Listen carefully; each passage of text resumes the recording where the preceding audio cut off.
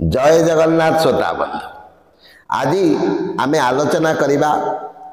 संकट मोचन वीर बजरंग वालींकर केउ दुईटी मंत्र को आम प्रत्येक दिन उच्चारण करवा दरकार आउ सही मंत्र दुईटी को जदि आम प्रत्येक दिन 21 थर कि 54 थर नचेत 108 थर जदि उच्चारण करवा आम जीवन समस्त प्रकार दुख कष्ट संकट दूर एवं वीर बजरंग वालींकर आम आशीर्वाद निश्चित भाव में लाभ करवा। अति सुंदर आलोचना शेष पर्यंत श्रवण करंतु। आपण माने देखिचंती आज आ कुमारी हिमालय पर्यंत मंगलवार एवं शनिवार दिन सबु जगार घरे घरे मंदिर मानकरे वीर बजरंग वालींकर पूजा चली कहीं वीर बजरंग वाली हेले एकादश रुद्र बटुक भैरव आउ चारि जुगरे सी सत्य जुग हो सी त्रेतया जुग हो सी द्वापर जुग हो किंबा कली जुग हो चारि जुगरे जांकर शक्ति सबु बेले रही जे कि अमर वर प्राप्ति करिसंती सी हेले वीर बजरंग वाली। तेणु वीर बजरंग वालींकर आशीर्वाद को लाभ करने आमको दुईटी मंत्र सबु बेले बारंबार उच्चारण करने को पड़ो ताहले घर मध्य समस्त प्रकार कष्ट क्लेश दूर हो दरिद्रता दूर हो एवं शरीर सबु बेले निरोग एवं आशीर्वाद थिबा विपत्ति आमे माने रक्षा पाई पारिबा। आउ गोटे कथा आपण माने देखिचंती वीर बजरंग वाली कौन करिसंती ना अमर बल प्राप्ति करिसंती कलीर कराल चक्र निजको रक्षा करबा पाई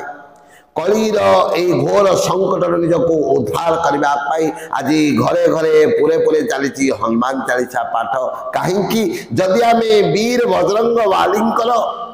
चालीसा को पाठन करवा सबु बेले बारंबार जदि पाठ करवा एवं वीर बजरंग वालींकर बीज मंत्र को जदि सबु बेले मने मने उच्चारण करवा आमर जीवन समस्त प्रकार संकट दूर हो समस्त प्रकार विपत्ति दूर हो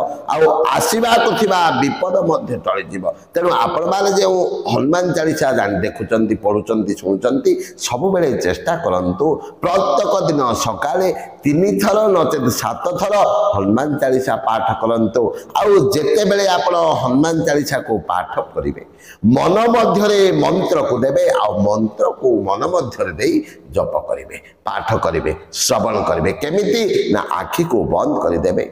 हृदय रे कौन करिवे वीर बजरंग वाली को चिंतन करी आपण मने मने हनुमान चालीसा को पाठ करिवे ताहले कोन हबो ना वीर बजरंग वालींकर आपणको ऊपर कृपार वृष्टि वर्षण हेब। आउ गोटे कथा सही हनुमान चालीसार दुईटी श्लोक प्रथमटी है नासई रोग रे सब पीरा जपत निरंतर हनुमंत वीरा जय जय जय हनुमान गोसाई कृपा करहु गुरुदेव की नाई। एई दुईटी चौपाई को एई दुईटी को मंत्र भाव में ग्रहण करी एई दुईटी को बारंबार आम 108 थर जदि दिन में स्मरण करवा समस्त प्रकार संकट दूर हो जय जय जय हनुमान गोसाई कृपा करहु गुरुदेव की नाई। आउ वीर बजरंग वालींकर आशीर्वाद आम उपरे निश्चित भाव में वर्षण हेब। तेणु आसंतु प्रत्येक मंगलवार एवं शनिवार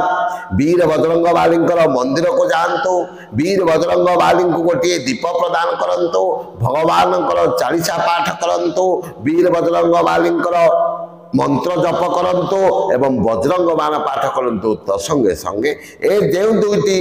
श्लोक मु आपण मानकु कहली मंत्र कहली यह प्रत्येक दिन जदि 108 थर आपण माने जप करेंगे निश्चित भाव में वीर बजरंग वालींकर आशीर्वाद आपण ऊपर वर्षण हेब। जय वीर बजरंग वाली जय जय जगन्नाथ जय जय जगन्नाथ जय जय जगन्नाथ।